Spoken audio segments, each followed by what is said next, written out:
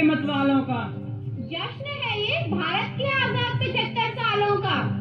ऐसा भी क्या हासिल किया है भारत ने इन 75 सालों में जो तुम जश्न मना रहे हो? पहले ही प्रयास में मंगलयान मंगल ग्रह तक पहुंचाया, सबसे कम लागत में चंद्रयान बनाया, आदिवासी महिला को राष्ट्रपति बनाया, एनडीए और फौज में लड़कियों को दाखिल कराया, हर क्षेत्र में अपने आप को आत्मनिर्भर बनाया। समानता, आत्मनिर्भरता लोकतंत्र और न्याय, इनमें से भारत में क्या नहीं आया? और तुम पूछ रहे हो भारत 75 सालों में क्या हासिल कर पाया? अरे भाई, आपकी ये बड़ी बड़ी बातें। आप लोगों से पूछती हूँ मैं, क्या यही है आजादी के मायने? क्या यही है आजादी का मतलब? मंगलयान को तो मंगल ग्रह तक पहुँचा दिया, पर क्या लोगों के घर आंगन तक मंगल कर पाए? चंद्रयान तो बनाया, पर क्या आम जनता की सोच को इतना ऊंचा कर पाया? आदिवासी महिला को राष्ट्रपति तो बनाया, पर क्या उन 40,000 पीड़ित औरतों को न्याय दिला पाया? एनडीए में लड़कियों का दाखिला तो कराया, पर क्या उन छोटे बच्चों को फैक्ट्रियों से निकालकर स्कूल के गेट तक पहुंचा पाए? और स्वतंत्रता की बात करते हो मेरे दोस्त, जरा एक बार फिर सोचो, क्या इंसान स्वयं को स्वतंत्र बना पाया?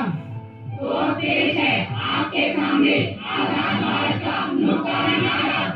ताजा फूल घर आंगन में काहे फूल? अरे साहब फूल ले लो साहब। नहीं चाहिए। अरे साहब ले लो साहब, बगीचे से तोड़ के लाया हूँ साहब। एक बार मना किया ना, नहीं चाहिए, समझ में नहीं आता तुझे? अरे साहब ले लो साहब, आपकी बीवी खुश हो जाएगी साहब, मेरी रोजी रोटी का सवाल है। सारी गाड़ी खराब कर दी। तुम जैसे छोटे लोग और कर भी क्या सकते हो? 75 सालों में भी हम अमीर गरीब के भेदभाव को खत्म नहीं कर पाए। अमीर और गरीब और भी गरीब होता जा रहा है। मैं पूछती हूँ आप सबसे, क्या यही है आजादी? जो तेजी से बढ़ती जा रही है मोबाइल और सोशल मीडिया की ओर। जो युवक पहले खेलता था मैदान में, आज वे लगा रहता है पबजी और इंस्टाग्राम में। स्मार्टफोन बन गया है इस युग में इतना खास, अगर फोन है हाथ में तो हम होते हैं ठीक ठाक। बेटा, ओ बेटा, सुनो, मुझे भूख लग रही है, जरा खाना ले आओ। छोड़ ना, तू कोई और दे देगा खाना। आजा तू मेरे साथ सेल्फी ले। ये आजकल के बच्चे भी ना फोन के आगे ऐसे सेल्फी लेते हैं जैसे इनके मुंह को लकवा मार गया हो। बेटा, तुम तो सुनो बेटा, ना जाने क्या हो गया है आजकल के बच्चों को। अगर ये ऐसे ही खेलेंगे पबजी तो आगे जाके बेचेंगे सब्जी। बेटा, तुम तो सुनो बेटा।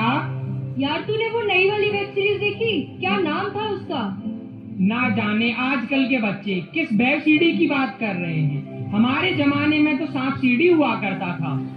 बेटा, तुम तो सुनो बेटा। अरे दादाजी आप जाओ यहाँ से। तो देखा आप लोगों ने, ये क्या हो गया है आज की पीढ़ी को। मोबाइल फोन के आगे किसी की बात तक नहीं सुनते। कहाँ गए इनके संस्कार? आजादी, आज के इस आधुनिक काल में हमने अपने आप को मोबाइल और सोशल मीडिया में कैद कर लिया है। क्या यही है हमारा डिजिटल इंडिया, जहाँ मोबाइल के हाथ में आते ही हम बाहर की दुनिया को भूलते गए हैं? ना पढ़ाई लिखाई में लगता है इनका बिल्कुल ध्यान, मोबाइल और सोशल मीडिया के आगे करना भूल गए सबका सम्मान। अब जरा नजर डालें के साथ घटना की है। एक डी। अरे वर्मा जी कैसे हैं? हम बढ़िया, आप बताइए। बस सब बढ़िया, आपकी दुआ है।